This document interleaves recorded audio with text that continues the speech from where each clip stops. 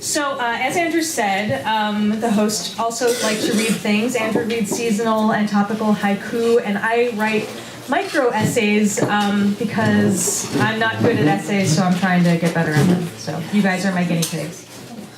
This one is unfortunately topical, sorry, as well. There's no such thing, unfortunately, anymore as facts. This gem of an actual quote was spoken to the Venerable Diane Rehm by someone named Scotty Nell Hughes, who, according to her bio, has had the honor of being named one of Right Wing News' top 20 hottest conservative women in the new media. And here she was on NPR, talking about how interesting it is that, quote, this is another quote, that's why I said quote, people who say facts are facts, they're not really facts. It's kind of like looking at ratings or looking at a glass of half-full water. Everybody has a way of interpreting them to be the truth or not true. What did we call gaslighting before the play Gaslight existed? Without a word to describe the wanton manipulation of reality, were people left to assume they were actually going crazy? I know I, myself, felt immense relief upon learning the word. If there was a name for it, that meant it had actually happened. This country was founded on the manipulation of reality. It is the central tenet of our democracy, inked in the Declaration of Independence, of a slave-hungry genocidal nation without apparent irony.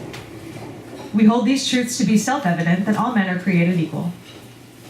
Make no mistake, this gaslighting is not incidental. It is inextricable from America. But something still feels different now, doesn't it? Maybe it's that white people can see it now too. Maybe it's the brazen, almost desperate nature of the lies. Maybe it's because anybody with a byline can get on NPR and deliver their Dementor smooch. What is the difference between facts and truth? Feelings are true. Fears are true. Anyone who's been to therapy knows that they are the only way to access your own personal machinery. They must be honored if any of us are to learn anything.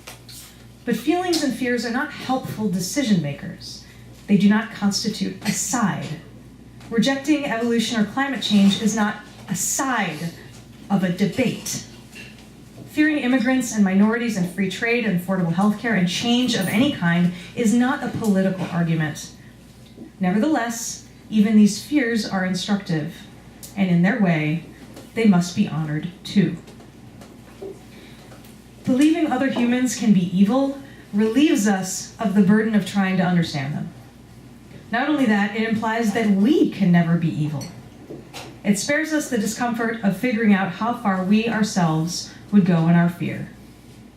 So be careful. Beware your own rigidity. How well do you know yourself? Be honest. Now is the time to start learning. We are all diving into this ocean, but only some of us can swim. Because if you let yourself listen, really listen hard, you realize what we're hearing is the lie explode.